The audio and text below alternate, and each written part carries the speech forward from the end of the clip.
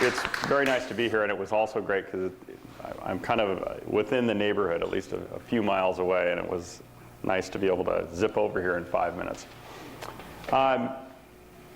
Just a little bit about, I'm just going to give about 30 seconds about me and why, or how I got here, I guess.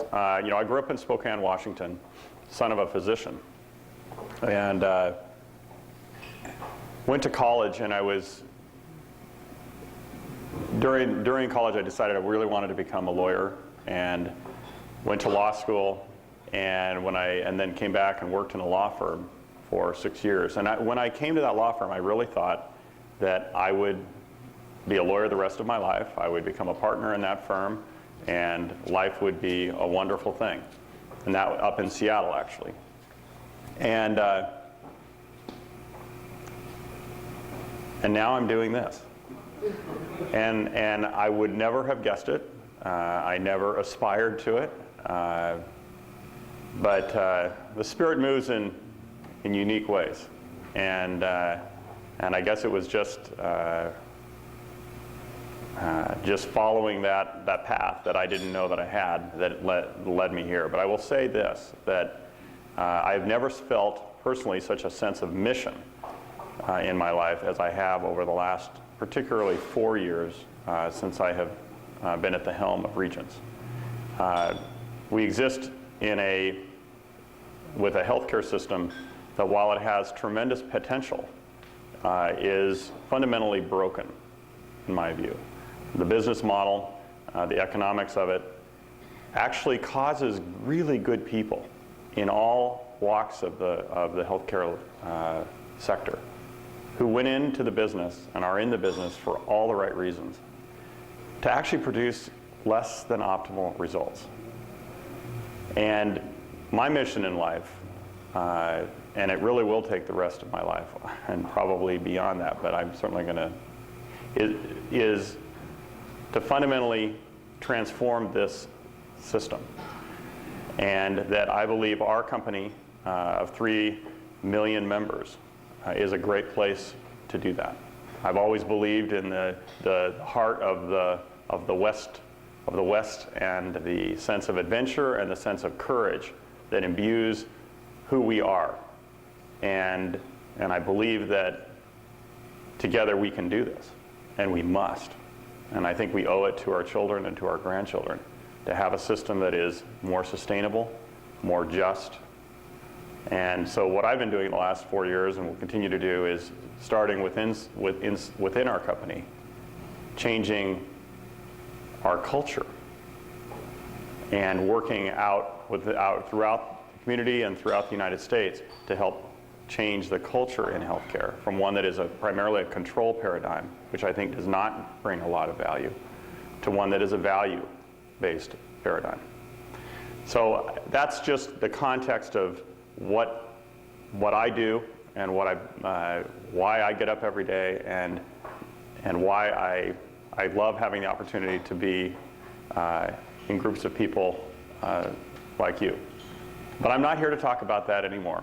I'm here to talk about something that hopefully will be more relevant or that might take you to a deeper place in your own thinking. So I want you to sort of first just think of a couple of examples or think of a couple of scenarios, and just inside your own mind, think about how you have handled this situation or might handle it. Pretty mundane kinds of examples. You're in a grocery store, and counting up the grocery, you pay, you give the clerk a certain amount of money, and she gives you change. And you notice that she has given you, instead of she thought that you gave her a $20 bill, and you gave her a $10 bill, so she gives you $10 plus the change. Let's say it's a $7 deal, and so she gives you $13 instead of giving you $3. And you start walking out of the store, and you are putting the money in your wallet, and you realize that. What do you do in that situation? Do you say, well, gosh, I guess fortune shined on me today, so what do I do with that $10? Or do you take it back? Secondly, you go to a restaurant, scanning the bill at the end of the meal, and you notice that something that you ordered didn't get on the tab. Do you call it to the waiter's attention? Or do you just, again, say, well, I guess the restaurant was treating me today? In the course of your work at the office, you receive confidential information that you probably shouldn't have seen, but it's a juicy piece of information that could be something that would give you some advantage. What do you do with that? Or in the workplace or in the community, you witness somebody being unjustly picked on. Do you intervene? Do you defend that person? Or you see your boss or your boss's boss doing something that you know is wrong, does not meet your own standard. What do you do? I think we face ethical choices every day. Some really small ones, some very large. And I think our ability to make good choices is based on how in touch we are with our internal ethical compass, and that we understand its location. That we understand its location. I'm always surprised by how many people think that ethics is a matter of reason, a matter of intellect.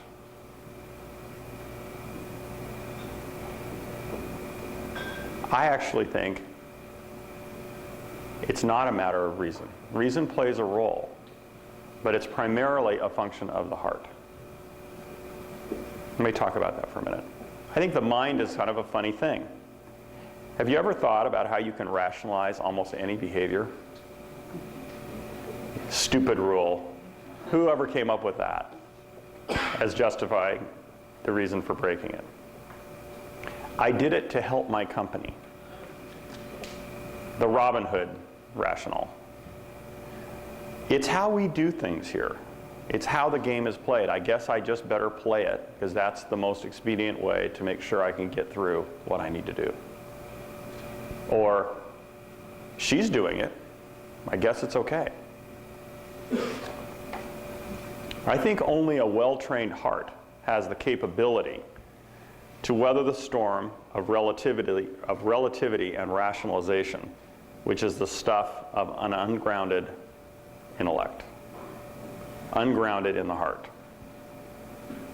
But it takes practice, just as almost anything that is worth doing, whether it be athletics or prayer or interpersonal relationships and how you deal with people at home or in the workplace.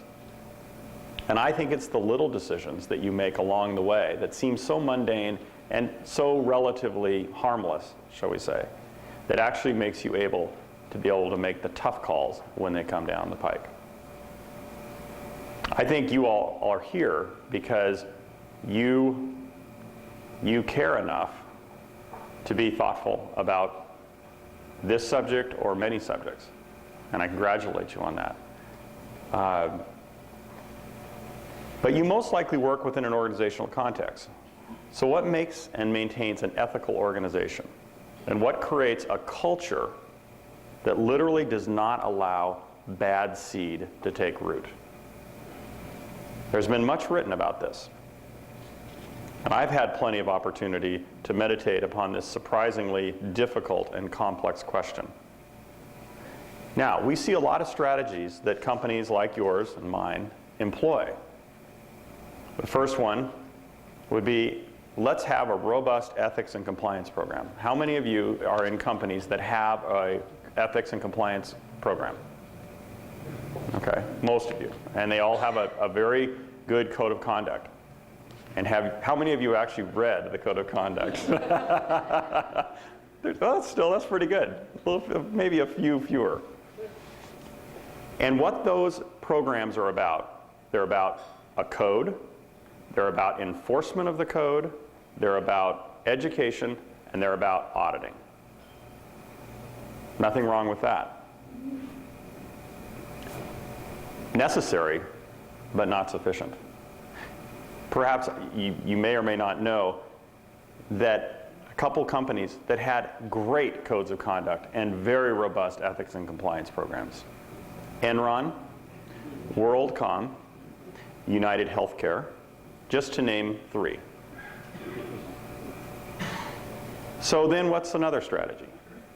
Ethical leadership. Tone at the top. Absolutely vital. And I feel that in my company, we have 7,000 associates. And I feel like they watch me extremely closely. Everything I do is about setting a tone in the company. And that is vital. But I would argue that that is also not sufficient. Ethical employees. We're going to be really careful about how we hire people. We're going to hire them, we're going to engage them, we're going to train them, we're going to help them in an understanding of what it takes to comply with our ethical standards. Also very important, but I would say insufficient. I think all of those are great, but they lack one key element, and that is the courage of each individual, the individual choices that every associate in a company makes. If people are not willing to put their job on the line to do what is right, then bad seed can take root no matter how robust the program is. Let me tell you a story about that in my own life. About 10 years ago, oh gosh, was it even 10 years ago? It was probably about 8 years ago. I was the chief legal officer, and it also had, I was in charge of our ethics and compliance program as a part of that. And one day I'm sitting in my office and I get a phone call from one of our associates up in Washington State. And she said, and she was scared to death. And she was somebody I knew well, so she trusted me, but she was still scared to death. And the first thing she said is, "You can't tell anybody." And she said, "But I got to tell you what's going on." And she proceeded to tell a story about a senior executive who was up in Washington, who was doing bad things. Nothing that was illegal, but things that were clearly unethical. And she was scared, and she said, "I just needed to tell somebody, and I thought I could tell you." And I said, "I'm sorry, Barbara, but I can't keep it confidential. I've got to do something about it." And so I kind of worked with her, and then through a series of events, investigated the issue, and then I took it into our CEO's office, who I reported to directly. And I laid it out, and I said, "We got to do something here. This is inappropriate." And he said, "You're right." And he said, "I'll take care of it." 2 days later, well, no, I guess what I would say is I heard 2 days later that my boss had actually called this guy, or was going to call him, and was going to deal with the situation and put a stop to it. So that morning, I get a phone call, and I pick up the phone, and it's this guy up in Washington. And oh, it was an unbelievable telephone call. He was just screaming at the phone. And I'll never forget the last thing he said to me. He said, "If you ever do that to me again, if you ever, I will come down to Portland and I will personally rip your heart out." And I remember I just couldn't believe it, and I put down the phone, and I noticed my hands were just shaking. I'll tell you why my hands were shaking. It wasn't so much about what he said, because it was just brute, threat and trying to use force to silence me. What really made my hands shake was the fact that he had obviously been let off the hook enough by our CEO that he felt he could do that and get away with it. That really scared me. So Sure enough, 7 months later, I get another phone call. It's another employee calling about the same guy doing other things. And I had a choice to make. I was in the process then where I had been told by members of our board, by our CEO, that, play things right. We're looking at you as potentially the next CEO of this organization. And now I had a situation where more bad things are happening. I know how my CEO must have handled the first situation. I knew that it could cost. And I remember going home and talking with my wife, and we prayed about it. And the choice that I made at that point was, I have to put my job on the line. This is too important. I'm going to do what I think is right. And so I went and did a very thorough investigation, even more thorough on this one than I had done before. And I went in and I sat down with our CEO and I said, all these little things may not seem like a lot, but if you add them up, what do you think? And then I said, and would you like this on the front page of the Seattle Post-Intelligencer? And how would you like to be defending this? And he took it. He was a person who did not like conflict. But he came back the next day and he said, I agree that this guy has to go. And it was something that he truly had come to that night, and I knew he didn't want to do it, but he did. And I think our company was better as a result of that, of what happened there. So why do I tell you that story? It's not about, gee, what a great guy I am that I did something. I do think that what I did was worth the risk, number one. Number two, I think I was prepared by a series of choices I had made in my life, by great mentors that I had had throughout my life. My parents, starting with my parents, the Jesuits who trained me, that I was in a position where I think I could make that decision. And if I had not had that training before in a series of smaller decisions, I'm not sure what I would have done. I think courage was key. And I cite the courage of the employees who called, who were reporting to this individual and were scared to death. But here's the thing that I want to leave you with. The most interesting observation about that story was that this guy had been able to take root in our company and do a series of small but absolutely wrong things for a period of 8 to 10 years. And no one had stopped him. And after he left, it was amazing how many people came out of the woodwork and said, oh gosh, I'm so glad, and they started telling stories. And I said to them, I said, why didn't you bring this up before? Did you know it was wrong? Did you know it? Yes. Why didn't you do something at that point? Oh, I would have lost my job. I was scared. It was a lack of courage by a series of individuals because they feared power, because they were protecting themselves, that allowed an amazing amount of destruction to occur to the culture in this area that this guy worked. The fear, the lack of performance, all that occurred, and how people actually got kind of co-opted into his bad doings by their lack of action. Someday you might have to make a choice. And I think what happened in this situation, was that people thought their ethical compass was up here. They made a series of logical decisions. I need my job because of my family. And they forgot that their ethical compass, or did not know that it was here. And had they taken the time to go back and think it through and go here, pray about it, talk about it with people that they trusted, they might have made a different decision.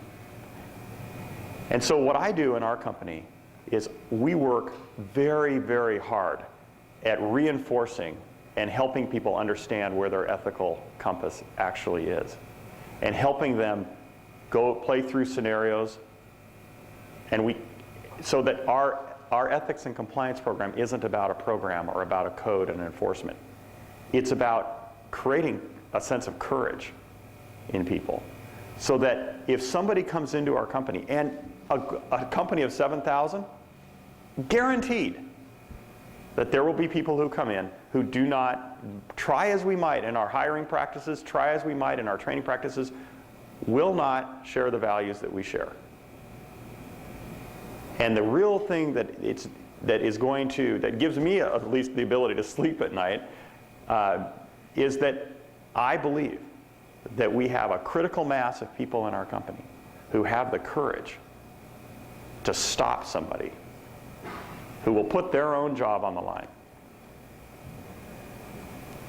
to stop somebody from taking root in the organization. So what I would say, just as a closer, is, it's the small decisions that help prepare and strengthen your heart for the big ones.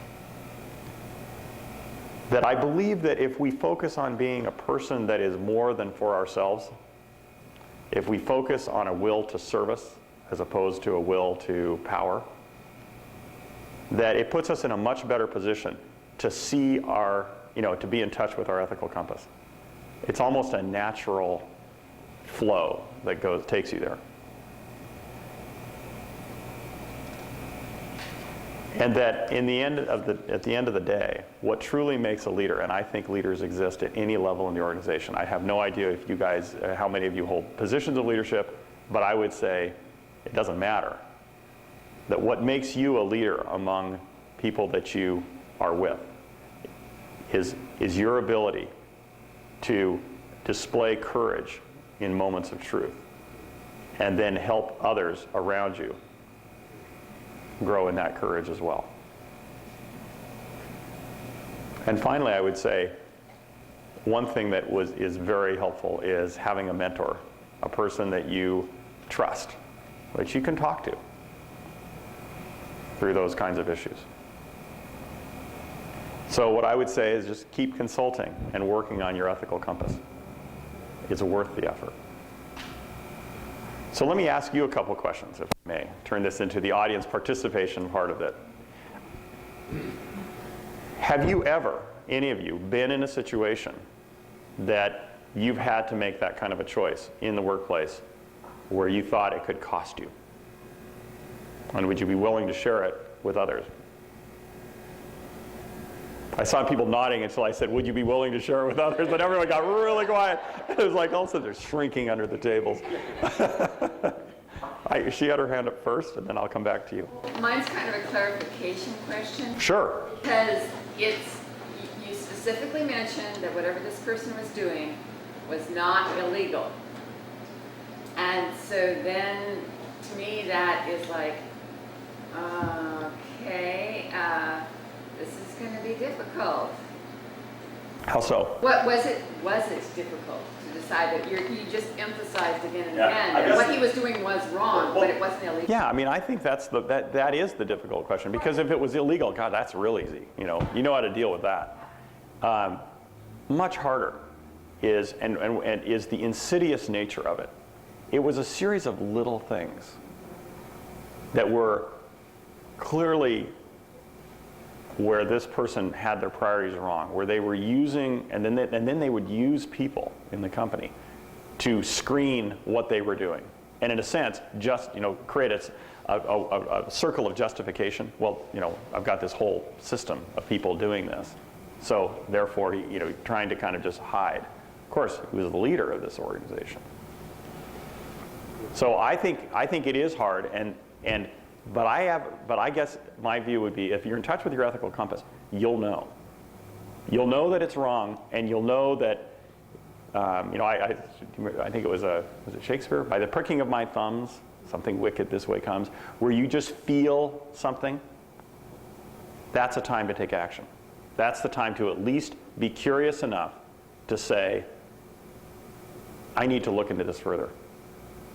And not to assume, well, I guess the company must think it's okay. So is it more like it wasn't illegal by the letter of the law, but it was illegal by the spirit? No. No. I think ethics is different than the legality. Yeah. Sometimes they're the same, but often they're not. It's about what is right and wrong. And there's a lot of things that can happen. Now, I do believe that if you create a culture in which those little things can take root, they're as insidious as blackberry brambles. And they will just keep working their way across the line, and they'll just keep sending up fronds. And eventually, it will take a company down. I actually think that's the story of Enron. It wasn't a bunch of criminals that got together. It was a couple of people who rationalized, see, they were up here, rationalized a set of logical actions that they thought were accomplishing the purpose of the company. And they completely lost touch with simple ethics, and it eventually led them into illegal action. But it didn't start there. One wonders, had there been a stronger, how many people within Enron could have stopped it, or stopped a person, had they been willing to step up at a critical time? One of the great things we'll never know, but I would bet you that there were many, many people who knew and made a rational decision not to take it on. Got a question? I worked for a company that was sold, and the new owner came in as a graphic artist. He came in and he was so unethical, and I just, every day, I hated to go to work. Every day it was like, he would pad time that I spent, he would do all kinds of things at work. And I finally went and talked to him about it. I thought, I can't deal with this. And he told me that what he was doing was not bad and that it was going to continue. I ended up having to quit my job. I could not deal with being in that environment. Now that's an interesting choice that you made. You were how big was the company? Oh, very small company. Okay. There were like maybe 12 of us. Okay. I think that may be, and that's always a choice that you have, I guess, in a large company or a small company, to choose to say, if this company tolerates this behavior, I don't want to be a part of this, I'm going somewhere else, I can't. Another choice that at least we encourage our associates to take is, don't leave the company. You're here as a part of an enterprise of other people. There's a community. If you leave, you may just be removing one of the key filters, one of the key opportunities to stop that thing from happening. Well, So, and in a small, I'm not. I tried for a year and a half. Right. I talked to him numerous times. It wasn't just that time. No, and I'm not at all quibbling with what your choice was. I'm saying that you just raised something that I didn't mention in my remarks. But one of the things that we try is that far better than somebody leaving is that if they really believe what I say and what our senior team states as our values, the best choice they can make is to risk that we really mean what we say, and to take action to protect, in a sense, out of a sense of community and accountability to all the people they work with. And that if they simply remove themselves from the occasion, from the situation, that then now they haven't stopped it. And that is, I know, a very difficult thing to do. I'm pleased to report that there are a number of situations in our company where people have done that. And that works if they have the leadership that you give them. That if somebody is the leader and the owner, right. If the culture of the company is yes, then I think you have no choice. Yeah. Is it time? It's time. I thank you for your time.